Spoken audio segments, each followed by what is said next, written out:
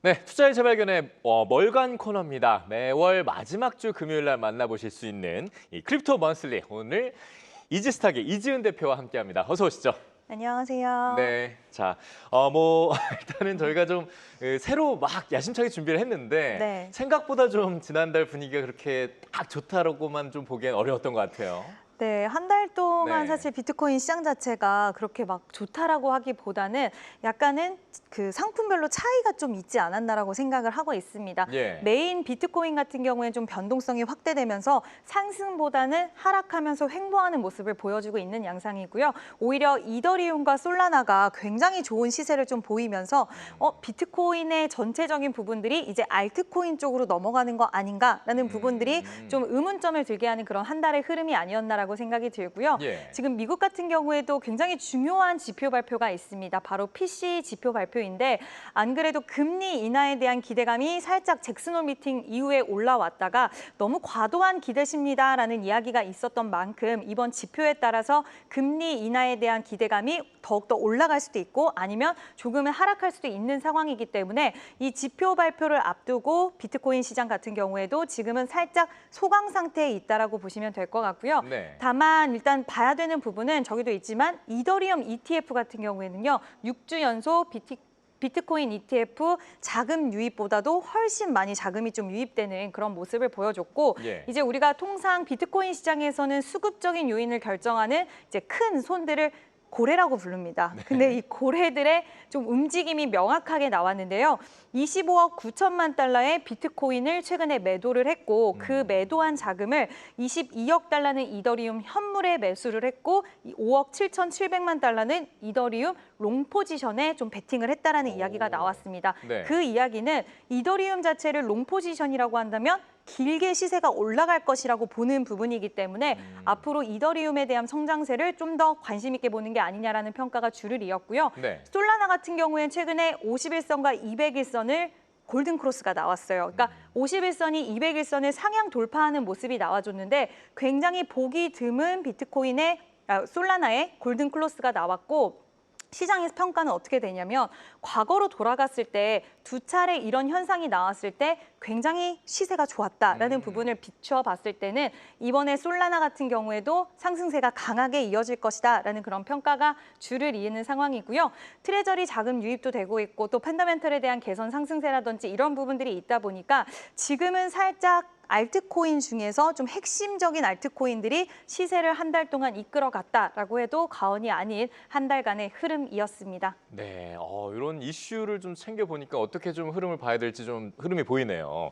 자, 가상화폐 가격 동향 좀 궁금한데요. 어떻게 좀 흘렀습니까? 네, 앞서서 말씀을 드렸던 것처럼 비트코인 같은 경우에는 살짝 부진한 흐름들을 좀 보여지는 모습이었고요. 솔라나와 이더리움은 급등을 하는 모습을 보여줬습니다. 예. 리플 같은 경우에도 많은 분들이 좀 관심 있어 하는 그런 비트코인, 알트코인 중에 하나인데 그렇게 막 좋은 모습이 나타나진 않았던 것 같아요. 이제 제가 자료를 보면서 지난달 거와 함께 비교를 해보니까 비트코인과 리플 같은 경우에는 크게 좋은 모습은 아니었고요. 리플은 좀 비슷한 가격대를 형성하고 있었고 비트코인 같은 경우에는 상대적으로 좀 하락하는 모습을 보여줬고 이더리움과 솔라나는 지난달 대비해서 굉장히 좀 좋은 상승세가 나와주는 그런 모습을 보여줘서 전체적으로 좀 극명한 흐름이 나타났다라고 말씀드릴 수 있을 것 같습니다. 네. 자, 그렇다면은 이 가상화폐 시장에서 지금 어떤 종목들이 좀 부각이 됐는지 미국 시장부터 한번 좀 먼저 살펴볼까요? 네, 미국 시장에는 이제 우리가 가상화폐 관련하면 이제 비트코인 관련된 ETF 상품들도 있긴 하지만 먼저 플랫폼 관련된 기업들을 좀 말씀을 드리려고 하는데요. 예. 아쉬웠던 부분들은 이제 로빈후드 같은 경우에는 기간 수익률이 상당히 뭐 좋지는 않지만 그래도 플러스가 나왔잖아요. 그래서 안정적인 추세 자체에서 살짝 흐름이 꺾이긴 했지만 추세 자체가 완전히 꺾였다라고 하기엔 좀 어려운 모습을 보여줬는데 이제 서클 같은 경우에 스트레치지 같은 경우에 코인베이스 같은 경우에는 그렇게 좋지는 못하더라고요. 떨어졌네요, 네, 서클은. 전반적으로 서클 같은 경우엔 또 국내에 한번 또 방한하는 이슈가 최근에 있었거든요. 예. 근데 관련돼서 이제 여러 가지 스테이블 코인 된 이야기들이 나오고 있긴 하지만 서클은 살짝 아직까지는 좀 부진한 부분들을 벗어나지 못하고 있고요. 다만 비트 오리진 같은 경우에는 좀 가벼운 만큼 좀 변동성이 있는 상품 종목이다 보니까 23% 정도 상승 탄력이 나오는 모습 보여줬는데 전반적으로 가상화폐 관련된 종목군들 그렇게 좋지는 못했다라고 좀 한 줄 요약 드릴 수 있을 것 같습니다. 네, 미국의 관련주들을 살펴보셨고요. 이어서 바로 한국 가상화폐 관련주는 어떤 게 좀 흐름이 어떻게 보였나요? 앞서서 말씀을 드린 것처럼 예. 이제 우리기술투자라는 기업이 이제 서클 CEO가 한국을 방문을 해서 업비트라든지 이런 부분들, 그러니까 가상화폐 관련 대표들을 만날 것이다, 운용을 하고 있는 대표들을 만날 것이다라는 이야기가 나오면서 우리기술투자가 업비트의 지분을 보유하고 있어서 시세가 좀 좋았습니다. 네. 다만 우리나라도 좀 상황은 비슷했는데요. 하나투자증권을 비롯해서 뭐 위메이드도 그렇고 T사이언픽도 그렇고 제가 앞전에 보여드린 미국 관련된 주식도 그렇지만 이 가상화폐 국내 관련주들도 한 달 흐름을 제가 수익률로 정리를 한 거거든요. 네. 그래서 한 달 동안 움직임이 있었지만 상방보다는 그래도 하방 쪽에 좀 더 무게가 있었다. 우리기술투자는 서클 CEO의 방한 그 이벤트로 인해서 시세가 좋았다라는 부분 확인할 수가 있을 것 같고요. 근데 제가 여러 이런 종목군들을 전체적으로 한번 이렇게 차트를 봤을 때 하나투자증권과 우리기술투자 같은 경우에는 기술적으로도 지금은 좀 매력적인 구간에 있지 않나라는 생각이 들어서 관심 있게 보셨던 분들은 여전히 관심이 좀 유효하지 않을까라고 보고 있고요. 예. 다만 위메이드라든지 비트맥스, T사이언티픽은 지금은 살짝 주의가 좀 필요할 수도 있겠다. 이런 부분들은 좀 종목별로도 차별화해서 생각을 국내 안에서도 하셔야 되지 않을까라는 의견 드려보도록 하겠습니다. 네, 이렇게 해서 미국과 한국의 흐름을 좀 살펴봤고요. 그렇다면 가상화폐 ETF 중에서는 어떤 종목이 좀 성적이 좋았습니까?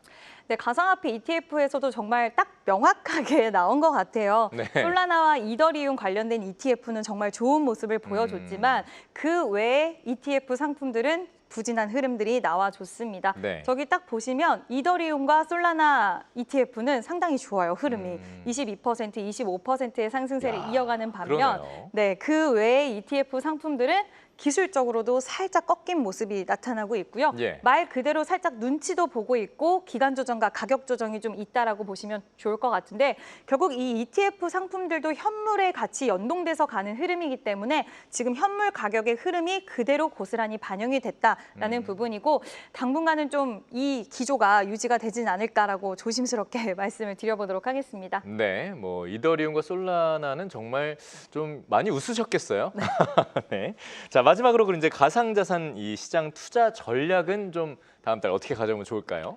지금 고래들의 싸움이 많이 이루어지고 있다는 평가가 주를 이루고 있더라고요. 근데 이 고래들의 싸움 속에서도 한번 기회를 찾아보면 어떨까라는 좀 의견 드려보고 싶은데요. 예. 그 이야기는 약간 긍정적으로 제가 보고 있다라는 시각을 말씀드리는 거랑 똑같을 것 같은데 지금 JP모건에서 비트코인이 연말에는 12만 6천 달러가 갈 것이다라는 이야기가 나오고 있습니다. 물론 고래들의 매도는 지속되고 있기는 하지만 단기 변동성도 있을 수는 있긴 하지만 이 가고 있는 방향성이라던가 이런 부분들에 대해서는 다시 한번 기관들의 매수세, 고래들의 매수세가 들어올 것이고 그는 다시 성장할 수 있는 동력을 만들어줄 것이다라는 이야기가 있는데요.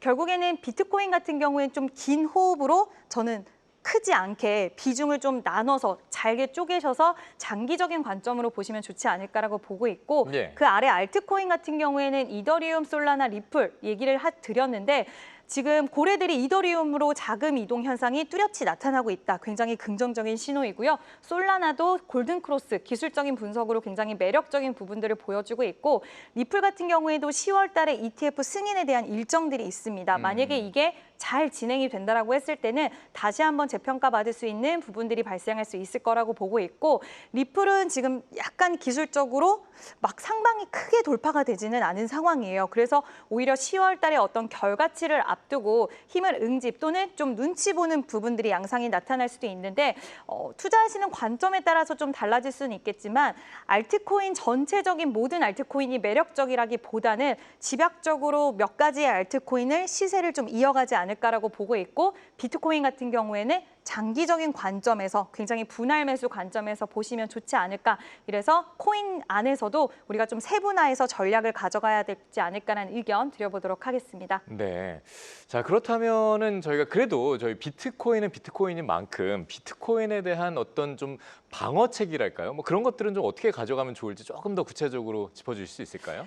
비트코인 같은 경우에는 네. 지금 이제 금값도 계속 상승을 하고 있고 이제 금값이랑 같이 연동돼서 갈 때도 있긴 하지만 금값이 상승하면서 비트코인이 살짝 주춤하는 그런 시기들도 있거든요. 그래서 결국엔 이 투자하시는 분들의 어떤 생각과 그리고 어떤 내가 투자에 있어서 비트코인에 대한 부분들을 예전보다는 신뢰도가 많이 올라간 상황이기 때문에 이런 신뢰도적인 측면에서 앞으로 지금 미국 같은 경우에도 비트코인 시장에 대해서 트럼프 대통령이 당선된 이후에는 상당히 좀 밀어주는 흐름들이 명확하게 나오고 있습니다. 그렇죠. 이런 전체적인 흐름을 봤을 때는 지금 정부 정책 모멘텀이 살짝 둔화된 것처럼 보이지만 큰 방향성 자체는 그 줄기 자체는 유효하다라고 생각이 들어서 아무래도 분할 매수 전략으로 충분히 좀 모아가실 수 있는 하나의 자산으로서 저는 가져가시는 것도 예전에는 하나의 자산으로 잘 보지 않았잖아요. 네. 근데 지금은 하나의 자산으로서 그 안에서 비중은 좀 투자하시는 분들마다 달라질 수는 있겠지만 이제는 좀 인정하고 자산으로 끌고 가시는 것도 괜찮지 않을까라는 의견 드려보도록 하겠습니다. 네, 뭐 비트코인이든 알트코인이든 다음 달에는 좀 웃을 수 있는 소식들이 들렸으면 좋을 것 같습니다. 자, 투자 재발견 크립토 먼슬리 이지스탁의 이지은 대표와 함께했습니다. 오늘 말씀 고맙습니다.